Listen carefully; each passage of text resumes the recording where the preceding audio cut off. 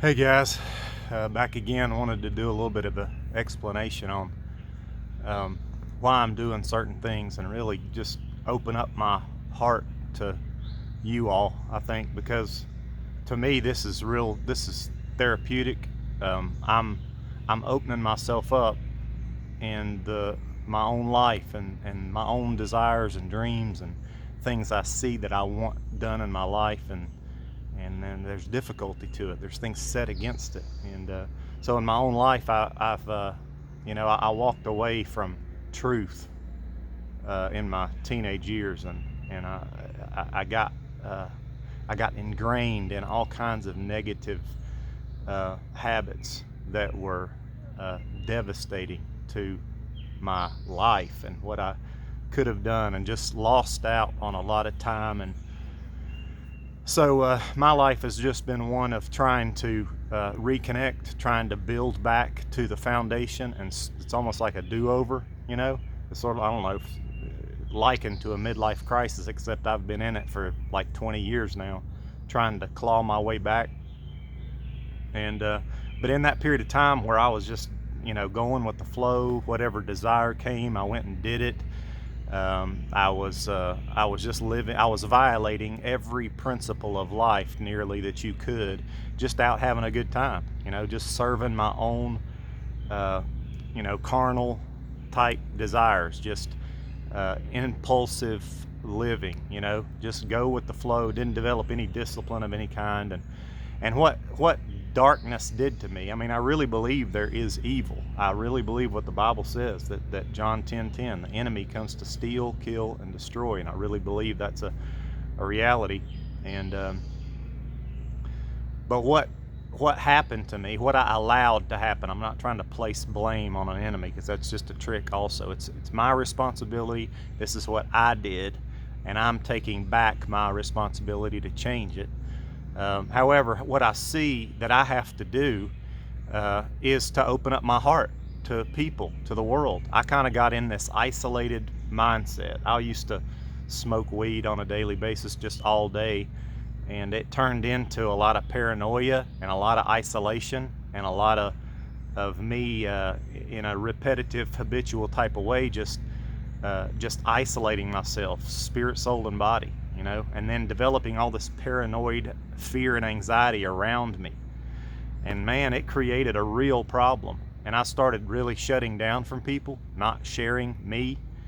And so in the road back, now that I have a family, I've got a beautiful wife, I've got beautiful kids, Joshua, Caleb, Abigail, and Samuel. They're 9, 7, 5, 3 years old. And there's things I want to be doing with them, and the type of parent that I really want to be. And I want to do well. I want to shape them properly. I know what can happen in life, and I don't want to take anything for granted. I want to be strong. And so I'm doing this. My thought in doing this video right now is to try to explain my move and breathe and why I have my kids with me, because it would be a whole lot easier just to do it alone.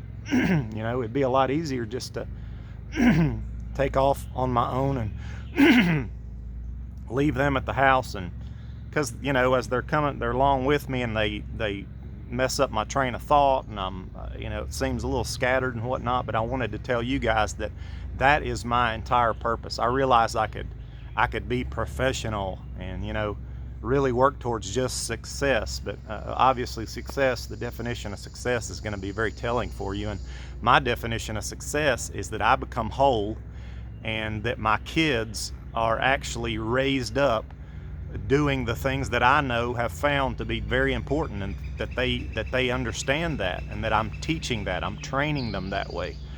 And training is a daily thing, it's a habitual thing. And so I'm bringing them along because first of all, I need them in my life. I don't need these separated areas of my life where I go do my own thing, because I think in Western society, especially men in Western society, we're trained up in an environment that tells you, you got to be the man, you got to go out there, you got to face all, you got to become successful, you got to bring back all the money, you got to do all these things out there and bring back all the the booty for, so to speak, the treasure back home, and it doesn't work. It's a recipe for disaster. And what men do is they spend all their energy, all their time and resources mainly on becoming successful out there, and they leave their families behind. It's just, there's only so much time in the day, right? There's only so much energy a man has. And so if you're giving most of that to something else for you to become something and be something for somebody else, you're leaving your family behind. And I just don't want to make that mistake, because I see that in me. I'm driven to isolate myself and do my own thing, try to be successful. And what I'm seeing is I'm just leaving my family behind. And so I'm committed to opening my heart up to more people, and that's what this is. I'm sharing things that have worked for me to get me out of that hole that I dug early on in my life. These are practices that I have implemented consistently because I've worked and listened and dug and scratched and sought and asked and done everything to try to get out of it, and it was not easy. It's still not easy, but I'm in a lifestyle of that by now, and I'm 47. And I'm sort of, I believe I'm humble enough to say I got to start at the beginning. I can't be stupid and think I'm going to jump a few rungs up the ladder and start. No, I got to go back to ground zero and practice some fundamentals. And part of that is opening up my life to people. And I'm still struggling with that so much. I don't like to open myself up and share. I don't like to talk. I don't like to invite other people in. I like to go off on my own and do things. And I'm going to have a little bit of that, because that's kind of that's how I get fueled up. But I've got to find that nice balance of bringing my family into my life and teaching, and being hands-on. And so even though having them on that walk kind of breaks up my train of thought and I can't get all my things I'd like to say out in the way that I would if I were alone, the practice of having them with me, regardless of how they might mess up the flow, so to speak, that is my point. That's why I'm doing it, so that I can invite them into that. And I know that as I do that, and as I'm intimate, I'm sharing my life with them, and trying to do that more and more, there's healing coming to me. And I'm able to open up my life and heart to my wife more, to my family more, to the people that God has called me to serve around my life and in the community and elsewhere. And so I know the world is hurting right now. There's so many people that are boxed in, isolated. They've fallen for darkness the way that I fell for darkness, and it ain't easy getting out of it. So the move and breathe things that I'm doing, it's me trying to share, first live in myself, and then share things that have helped me get back up to scratch, and bring my family in with me, which is a section of things I have not done well at all. I've been doing a lot of this myself. This is me building me, and it's for me. I say it's for them, but in my heart I want it to be for them, but if I'm not sharing my life with them, then it's not. And those are the things I'm trying to bring together, that I'm doing this with them. And so increasingly I want to add them in, even as might make it a little more difficult, but again, that's the point. And this is sort of like a living therapy for me, that I'm doing this with my family. And hopefully that is encouragement for you guys to do things like that with your families. And I know this channel isn't going to be for everybody. It's for maybe specifically people who are middle-aged and who have families and who are trying to make their way in life and just be the best human they can be and fulfill their mission, in that true north mission.